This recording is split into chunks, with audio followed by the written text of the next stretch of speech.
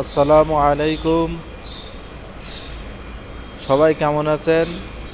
আপনাদের জন্য নতুন একটা ভিডিও নিয়ে আসলাম।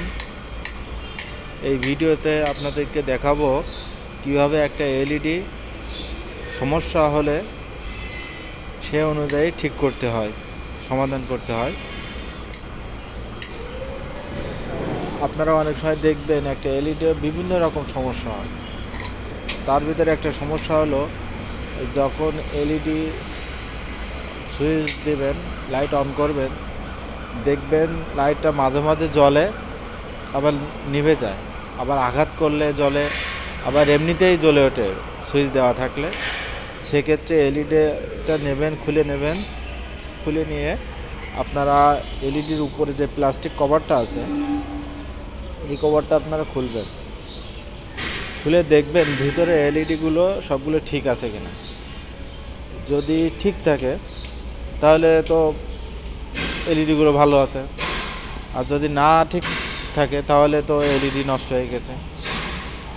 এখন আমি যেটা লাইটটা খুলেছি এটা আমি চেক করছি, দেখছি যে এটা এলইডি ভালো আছে।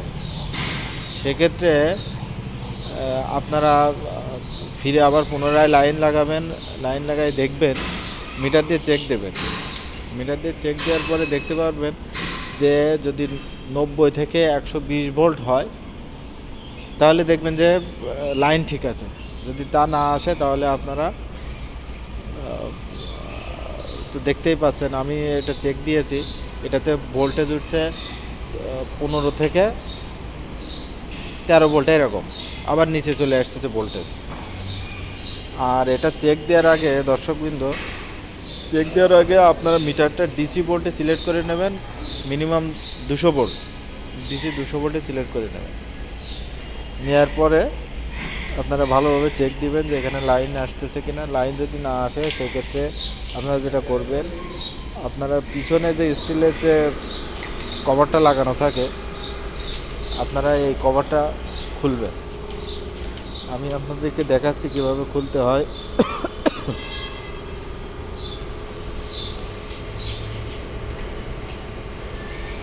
দেখেন, আমি আপনার পুনরায় মাপ দিয়ে দেখাচ্ছি। দেখেন,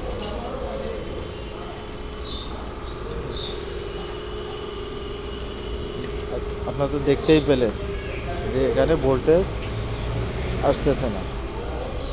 তাহলে বুঝতে হবে যে এখানে এই পিছনে লাইনের সমস্যা।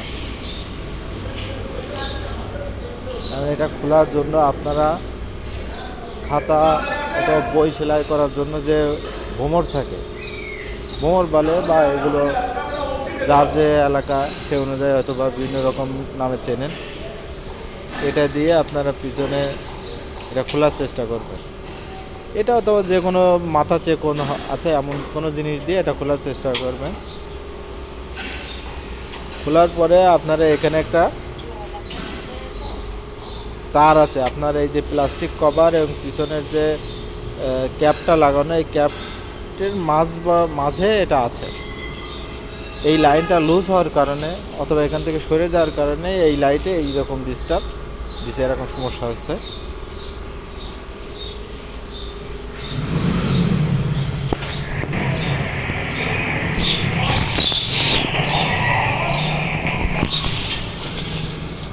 এখন আমি ওই তারটা এখানে লুজ হয়ে গেছে, ওটা বের করার চেষ্টা করতেছি। এটা যদি বের করে এনে সুন্দর করে আবার গার সাথে লাগিয়ে দিয়ে পিছনে ক্যাপটা লাগাই দিতে হবে। আপনারা দেখতে থাকেন যে কিভাবে এটা ক্যাপটা আমি লাগাচ্ছি বের করে এনে। আপনারা শোন যেগুলো আছে, শোনের সাহায্যে এটা আনতে পারেন যদি ভিতরের দিকে চলে যায়, অথবা নোজ প্লাস আছে এটা দিয়েও আগায় নিয়ে আসতে পারেন।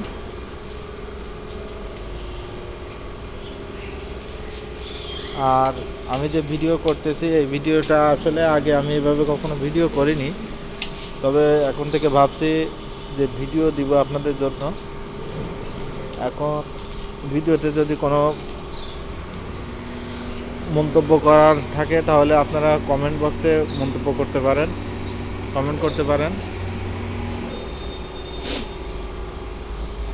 কোনো জানার থাকলে, কোনো পরামর্শ থাকলে আপনারা সেটা দিতে পারেন। আর যেহেতু আমি ওইভাবে ভিডিও করি না, যেহেতু যদি কোনো কিছু ভুল ত্রুটি হলে আপনারা ক্ষমার দৃষ্টিতে দেখবেন। এই আর যদি কোনো পরামর্শ থাকে, জানার থাকে, সেটাও জানাতে পারেন। আর এই ধরনের ভিডিও পেতে আপনারা আমাকে একটু সহযোগিতা করবেন, সাবস্ক্রাইব করে, লাইক করে, কমেন্ট করে। তারপরে তো দেখতেই পেলেন যে এটা এই তারটা দেওয়ার পরে ভিতরে এনে গার সাথে লাগাই, এরপরে আমি চাপ দিয়ে এটা দিচ্ছি। চাপটা এমনভাবে দিতে হবে আবার পিছনের থেকে যেন এটা ভেঙে না যায়, ঠিক আছে? তারপরে আপনারা এটা পিলার দিয়ে, নোজ পিলার দিয়ে এভাবে আস্তে আস্তে চেপে দিতে পারেন।